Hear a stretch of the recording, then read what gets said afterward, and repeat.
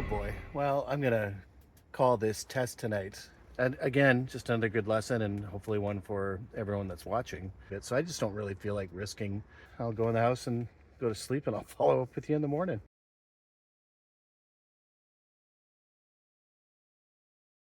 Well, hey gang, Wolfman back here for another Wolfman Outdoors 289 adventure video. And today, actually, what we're going to do, actually over the next 2 days, is we're going to test and compare two sources of heating for a hot tent. This is something that I just purchased recently. We have not used it. Before you take anything new into your campsite, into the backcountry, test it at home first. You know, make sure you get used to it, make sure that it actually works and that it does what you're hoping that it does. So over the next 2 days, we're going to test the Heater Buddy. So looking at actual propane heating for the hot tent. Now, one of the reasons I wanted to test the Heater Buddy, and those that have used it know, is that hot tenting, I love it, believe me, don't get me wrong, with a stove, with a wood stove is fantastic, but you do have to get up every hour and a half to 2 hours, and I would say maximum 2 hours, usually every hour and a half. So we're going to compare this versus wood. So tonight, the little propane heater, the Mr. Heater Buddy, and tomorrow we'll go back to the stove. The one that we use is the Deerfamy stainless steel stove. I'll try and show a picture of it in the video right now so you can actually see. And if you've watched any of our other videos, you'll see that stove in action. We love it. Can't say enough about it. Just to talk a little bit about some modifications that we did before we even tried it for the first time. So the first thing you'll notice is that we do have a little tray on the Heater Buddy, and we have a heat activated fan. And one of the problems with a configuration like this, and the same with an actual wood stove, is that the heat doesn't necessarily radiate out as far as that you'd want it to. Heat rises, it wants to go up. So there's no built-in fan. This little aluminum tray, along with the fan, should push the air and get it to circulate a little better. Of course, there's another thing to do. This was a great tip from somebody online before, and I use one of these now.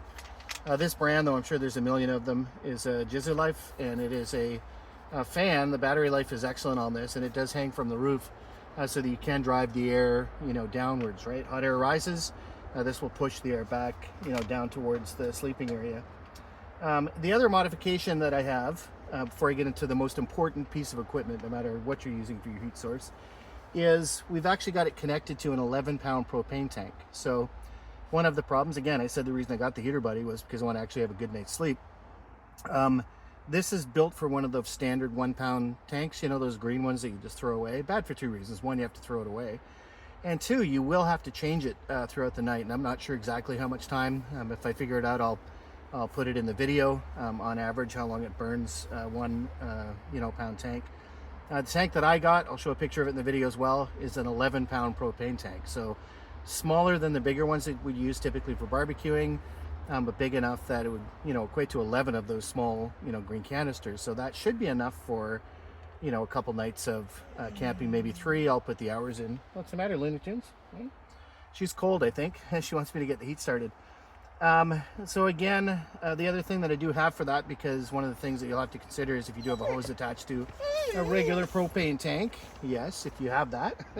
And one of the other things they tend to do is leach the oil from the actual line, and that will kill your Heater Buddy very quickly. Oh, I love you too. Oh, goodness sake, you're such a beautiful girl. Yeah, this is my camping companion, so of course she has to be here for the video. So we actually have a filter, a third part, which is provided by Mr. Heater Buddy, which actually filters that oil out so it doesn't damage, your setup. So we're going to give that a go. It's supposed to extend the lifetime of the Heater Buddy for a long, long time. Again, the tent that we're using, this is my favorite tent so far that I've used, is the Naturehike Dune 7.6. We have a video, both where we're setting it up and trying it out before we go camping, and we've used it on several camp trips now and can't say enough good things about it. It is probably, in my opinion, so far of all the tents I've tested, and I've tested a lot, the best sort of all season. Oh yes, I love you too. The best all season tent that you can get for the money. When we do the test later, we'll get the ambient temperature. We'll make sure we study the CO2 levels as well as the moisture levels. And we'll have some fun with it. So until the test, which is basically going to be us coming in and going to bed for the night, we'll give you our notes. We'll let you know what we think. Yeah, won't we? Yeah, okay. I guess we're done. Okay gang, this isn't really a tutorial video on how to actually do this, but I do want to show you some of the basics. So over here you have the off position, and then you can push it down, come over to the pilot position, and to get it started you hold it down and wait for a blue flame, and keep holding it down. Once you let go and it stays lit, then you can move it either to the high or the low position. So, and when you hold it down you can see that blue flame. Just hold it down for a few seconds, let it burn. But now that we've established the pilot, let's turn it to low. So push down again and go to the low position. It's kind of a half turn, and you will see it start to light. Kind of crazy. I did move the propane tank outside just to be safe. I know that I've seen some people that don't do that, but I prefer to have it outside, even though it's only a thin little layer. And now I'm just going to move that in the direction of the sleeping area. Heater buddy has started. Let the games begin. All right, the other thing I talked about was this fan. You can see it hanging from the ceiling now and blowing air down towards the sleeping area. So we'll see how effective this is. I do know from using it with the wood stove that it's very effective, and the battery does tend to last I think almost 2 nights. We had it going 2 nights solid, so we'll see how it works tonight. But really looking forward to camping again, even if it is just in the backyard. All right, Houston, we have the fan on top, actually cranking out some breeze now, so we should start feeling that throughout the tent. I can tell you it's only been, I don't know, probably 3 minutes since starting this thing up, and it feels like it's warming up in here already. So I'm going to check back in 10 minutes, check the temperature, and let you know exactly how much different it is from -8 degrees outside. All right, Leia's back. She just had a peanut. So did Luna. Had a peanut. And just a little bit of an update. It's been about another 20 minutes. It is about 7 degrees inside the tent and -8 outside, and that's Celsius. So a bit of a differential, but still, what's the matter, honey? Hey? I'm going to crank it up to high and see what that does and get back in the next half hour. At this level though, we're still free of any, like a 0 parts per million. CO2 65, relative humidity 6 degrees on the back of the tent. So far not too bad. Well gang, here we are. It's been about an hour and a half, and we cranked up the heater buddy to high to kind of crank things up. We weren't getting much above 6 degrees Celsius. The girls are quite comfortable now. So cranked up and high, you can see just how red it gets. And when I look at the thing, we're still at 0 for any CO2. We're about 13 degrees Celsius, and humidity's gone down to about 56, which I'm surprised by, aren't you too? Yeah, surprising. When I feel the tent, a little bit of mild condensation, but I think it really does depend on just how cold it gets, right? So if it gets down to -20 or -25, it's really the differential on the fabric outside versus the temperature inside, right? So at least at this temperature, can't complain about this thing so far. So I'll probably shut things down now. We're just going to relax and read a bit of a book, and probably get to bed soon. And we'll see how it goes. The hope is that we can sleep, more solidly tonight, right, without getting up, because we're not stoking a fire. Yeah, so I'd say the only, concern that I have, because obviously temperature-wise, we're fine in here. I mean, it's really quite nice. It's cold enough outside. It's -10 or -12. I haven't checked, but it's around there. And for the temperature inside, where we're, 13 degrees on the cold side, which seems probably 15 degrees, closer towards the headspace. And it's just, you can't dry things out in here like you would with a wood stove, right? So on my other cabin trips, after a long day, your clothes are wet, you're hanging them from the rafters to dry out. And the wood stove really does a good job of helping you with that. Can't really test that here, because again, just being in the backyard, my gear's totally dry. But we'll test that when we're camping and get back to you. But like I said, for now, we're gonna probably hit the hay. Luna looks ready, and as I said, we do have our guest, little Leia, over there, and we'll talk to you. I don't know. We'll see. We'll wake up. Could be 3 in the morning. Could be 6. Well, hey gang, it is Wolfman and Luna, and we had a pretty good night's sleep last night with the heater buddy, and that was our first time using it. So give some notes on that, both the good and the bad from our experience. So the good, I mean, easy to light once it's connected to the tank. Carefree. It was minus 10 outside, minus 12 at one point, and we were hovering internally between 12 and 14 degrees Celsius. So very comfortable for, sleeping with a decent sleeping bag. Not too cold, not too hot, those kind of things. Another good point, we didn't really see any condensation in the tent. There was a little bit of moisture if you put your finger on it, but you couldn't see any droplets or any visible water whatsoever at that temperature in this size of a unit. And as I mentioned earlier, we're in the Dune 7.6, so it's a fairly sizable tent, and that could be the reason for it. I'm not sure. We'll have to test it at colder temperatures once we get down to minus 20, etc. There's probably going to be more condensation. I would assume it's probably not going to heat the tent as well, because we did have it on the high setting, and we had 2 fans going, and this is really important. The 2 fans we had going, one we have mounted to the heater buddy, which I showed you when we were setting it up. The second one we had on the ceiling, and what was really noticeable, my fault, I didn't charge the ceiling fan well enough. At about 3 in the morning, the fan ran out of juice, and we could feel the drop in temperature at the sleeping level, because heat rises, right? There was nothing left to to push it down. So that was a little less comfortable. Measuring the temperature in the tent didn't really change much, but certainly at this level, because it's lower than the heat source, you could certainly tell. Okay, so really that's the notes. Not a bad little heater at all, and quite comfortable overnight. Really nice not to have to worry about getting up to do what we have to do with this guy, which is what we're going to talk about next. This tent, I have the Deerfamy. This is a stainless steel stove. It's very, very large for one of these hot tenting camp tent stoves, I can tell you. I like that it's got these trays, which you can actually lock in place if you're cooking or whatever else you happen to be doing, or you can lay it down flat on this side, which you usually do, so that in the middle of the night you're not walking into it or bouncing into it.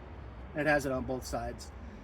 The only thing you have to be aware of with these stoves is, depending on the type of wood that you're burning, they will soot up. The chimneys, which I'll show you, will soot up, and those have to be cleaned because A, they become a spark and fire hazard otherwise, and B, sometimes they get so clogged up, especially the spark arrestor, that it'll actually start smoking out the tent. It'll actually fill up the little holes. So we clean those, and you'll have to do that once every 2 or 3 nights when you're camping. So it's not a big deal. But it's something that you will have to pay attention to. So this is what we're going to sleep with tonight. The other thing you'll notice, and I have had comments from other people saying, oh, isn't that dangerous having a stove, sitting on top of kind of a raised structure? And I like this for 2 reasons. One, I can get all my firewood underneath this unit at a safe level where I know it's not going to catch fire, and yet it will still stay dry. You're always looking for space in a tent. I've seen some people do it under their cots, where you can store your wood under your cots, etc. But I really like this. It also gives me additional space at the end of the platform to be able to work on things. If I'm getting coffee ready, or if I'm starting to, prep stuff for food. So it's actually another, functional workspace. Very simple to make sure that you do secure this, and I'll show a close-up of it. But I actually have 1/4-inch bolts with butterfly wheels and also washers to actually directly attach this to the platform. So this is not going anywhere. And what's really cool is it makes it even more stable than just the stove itself, right? So if you're getting, higher winds, and you can see me trying to move this thing, it's really hard, that it's not really gonna, move at all. So it's actually, from a stability perspective, even safer than when it's sitting on the ground. The other reason I like having it this high is I'm getting older, and it's just nice to actually be able to just get on my knees and see what the fire's doing, and to be able to stoke it, kind of, etc. And it also, another safety feature, I can't accidentally get up and walk into it in the middle of the night, right? It's high up enough that my feet aren't going to accidentally hit the the stove. So at any rate, we'll give you some notes on what this goes like tonight. Some of the other considerations for obviously a wood stove is that you do have to prep your firewood, right? You got to make sure your firewood is dry. You got to make sure that it can fit into the into the stove. Some of them aren't standard sized either, so I can get 16 inches, I think, maximum 18 inches I've never done 18 and I wouldn't try it, but 16-inch cuts for sure in this thing, no problem. And once it's going, you can get some really big chunks of wood in there, right? Some rounds to keep it, you know, kind of going overnight. So we'll get this thing finished to set up, and once the fire starts, we'll be back and give you some notes. All right, thanks, gang. Well, here we go, gang. We are in the tent for round 2. Remember yesterday we did propane heater buddy, and today we're doing sticks. So we've already just started it probably about 5 minutes ago, and we're looking at just below 0 outside, almost -1 Celsius. And internally here we're already at 4.5 degrees. I have not engaged the fan yet. I typically don't do that until it heats up a little more, but we'll get that going. It's fully charged, so we shouldn't have the same problem we had last night. Yeah, so stay tuned. What I intend to do is get up every time I have to stoke this fire and let you know what the temperature variants are inside and outside, as well as what time it is. So we're currently starting at 7:23 p.m. We'll talk to you later. All right, and depending how you view it and how you frame it, part of the fun is chopping wood. So I just spent 20 minutes chopping wood to get it ready for this. And with a little buddy heater, you don't have to chop any wood. But I would argue that for most of us that do hot tenting, this part of the experience, chopping the wood, making the kindling, the bushcraft of starting a fire, you know, with birch bark or old man's beard or other things, is all part of the, you know, the pleasure, right? So, and looks like it's -2 outside now, getting colder, and looks like about 3 degrees internally here at 7:38. All right, gang, me and Leia and Luna, who can't see, but Leia's hiding there, are going to bed. It's about 8:30. We got the fire stoked, and we'll let you know when we're up to restoke it. Currently it's about almost 18 degrees in here, and it's about -3 or 4 degrees outside Celsius. So see you for the next burn. Fire in just a few minutes before 10. See that it's -2 outside and 17 degrees here inside the tent. So hands down, this wood stove definitely keeps things hotter. See if we can get some focus. Definitely keeps things hotter than gas. And we're just going to throw another log on there and jump back in and go back to sleep.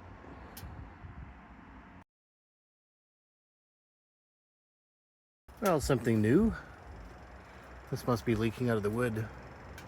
And I've heard of this, but I've never seen it before. Creosote. I smelled something burning and was a little worried because I thought I had everything set up properly, and then looked up, and sure enough, you see it boiling out of the seam as it leaked down and onto the pipe. Well, it came out because I was a little worried maybe I had one of the lines rubbing up against the thing. We're all good there. No, it is literally just that creosote.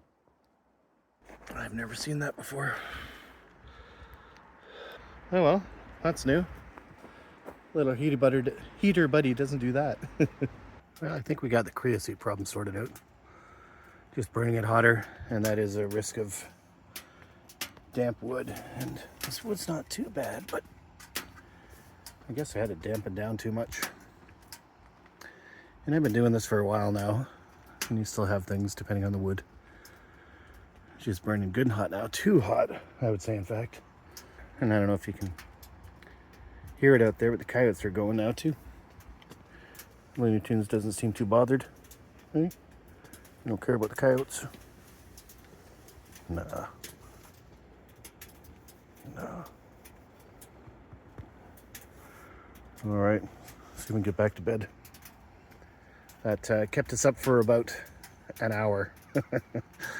So again, portable heater buddy doesn't have that problem, or that potential problem. So let me know in the comments if it's happened to you. I hear that it's common with these reverse pipes. In other words, the male part goes into the female part of the pipe the wrong way, so the creosote has a chance to, you know, kind of leak through the pipe and come out. At any rate, hot tent camping, gotta love it. Oh boy, well, I'm gonna call this test tonight, and another good lesson in, you know, fire stoves and wet wood and burning at too low a temperature. And that's the thing is, you know, you want to dampen down the fire so you don't have to change the logs too often. But as I learned tonight, you can actually have it dampened down so low that it's burning, you know, at such a slow rate that the chimney itself, it's cooling down too quickly. And that's why the creosote kind of tar is building up. So I'm going to call it tonight. And tomorrow I'm going to take the stove out and I am going to clean the chimney. And I'm going to do that by just literally taking the stove out of the tent, setting it up, guy lining it down, and just cranking up the, you know, the fire inside until I burned all this creosote off. And again, just another good lesson, and hopefully one for everyone that's watching, just to be careful with that. I actually did get a little bit of creosote, which kind of leaked into part of the fire fabric for I don't know why I'm forgetting what you call it now, but the fire retardant material that you put the stovepipe through. And I could see it soaked into it a bit. So I just don't really feel like risking that as fire hazard. I'm gonna have to cut that out tomorrow and again clean out the pipes. So anyways, it's just about midnight now, and I put the logs in at about 10, so I probably have another, you know, half an hour before it finally burns itself out. I'll go in the house and go to sleep, and I'll follow up with you in the morning. So we'll talk soon. All right, gang, as you can see, we're starting to pack up our little experimental camp in the backyard, and I wanted to show you something. This is what we got us sleeping in the house last night. And if you can see that black tar-like substance, if you look up here, it's almost glazed on top of it, and it is hard as a rock. So we're gonna have to burn that off, and you can see how it's coming out the cracks here. We wouldn't even be able to get this apart because right now it acts like glue. So we're gonna have to burn that out. So once we get the tent down, we'll start the fire and show you how we do that. All right, kids, we got camp torn down, and I moved the firebox over here. We got her starting to light up now, and we're gonna try and burn this creosote off. I saw a video with somebody that was doing it actually in a fire pit, but I figured why not just try it on the stove. So my thinking is I'll take it apart one link at a time as it starts to do its work. Get that bottom bit burnt off first, then the second, then the third, and finally at the top. So again, dealing with fire. Still love it. Well, update, we're about an hour and a half in, and we've gotten most of the creosote burned off of you know, the joints. No better way to spend a Sunday afternoon than burning creosote off your pipes. Well, howdy gang, Wolfman here. We're going to call the 2-day challenge officially over. And of course, now we have to do some scoring and figure out who the winner was. It may seem obvious to you after some of the things that went on last night, which you saw previously, but not so fast. So in the category of convenience, I would definitely give the Propane little buddy heater, absolutely hands down, no problem at all. The only thing you have to do is make sure you got a fully charged canister of propane with you and put it in the tent, and off you go. So for convenience, definitely. For actual tent warmth, I'm gonna say that goes to wood. Wood heats up the tent much more, and it's also a dry heat, so that once it is going well, you can actually dry your clothes out in there. It's actually incredibly fast how well it dries out. Propane, on the other hand, I did hear, and someone can correct me in the comments if I'm wrong, but for every pound of propane that you burn, it produces almost a pound of water. A friend of mine told me that, so take it for what it's worth. But what I do know is condensation is a real problem. We didn't experience that much of it on our night, and I think because the temper variance wasn't that bad. Also, I think the style of tent, because it is more breathable. I had a friend who's got one of those ice hut tents, you know, the ones for ice fishing. And he said the condensation in that for him was unbearable. It was just too much. So that he's gonna look at a diesel version, which is another episode potentially. So in that case, depending on the type of tent you're in, propane may or may not be the right answer. Must be well ventilated. And again, you're gonna put up with a little bit of moisture no matter how you shake it. The third category, and this is one that is very hard to measure, and it's experience. And I can tell you, at least personally, that the experience of cutting the wood, of starting the fire, of the smell, of having to get up and take care of that fire in the night, for me, is all part of the experience. I love it. And a little propane heater, does not really have any experience. I can cook on the wood stove, and I've done it many times. I start my coffee in the morning every day when I'm hot tenting on the wood stove. And so even with all of the problems that it comes with, as you saw with the creosote in the pipes, having the temperature too low, having to make sure that it's in that Goldilocks zone, even with all of those things, I would say that for me personally, the wood stove is the winner, because the experience hands above propane, and that's part of the reason that we do what we do. Of course, I think what I will do now that I have both units is that I will use both. So some evenings what I may do is, if I don't feel like tending the fire, I'll enjoy it until I go to bed, let it burn out, get up, turn on the buddy heater, get that heat for the night, then get back up in the morning, turn off the buddy heater, light the stove back up. Why can't you have the best of both worlds? That's my philosophy. So you can have the convenience of the heat from propane, as well as the experience of fire, and that's the direction I'm going to go. Which direction are you going to go? What have you done with fire? What have you done with propane? Look forward to hearing about it in the comments. Don't forget to check out our other videos. We love doing this. We certainly don't expect to get famous or rich or any of those things, but hopefully you enjoy the experience that we're sharing as well. So until next time, as always, keep howling. Howl!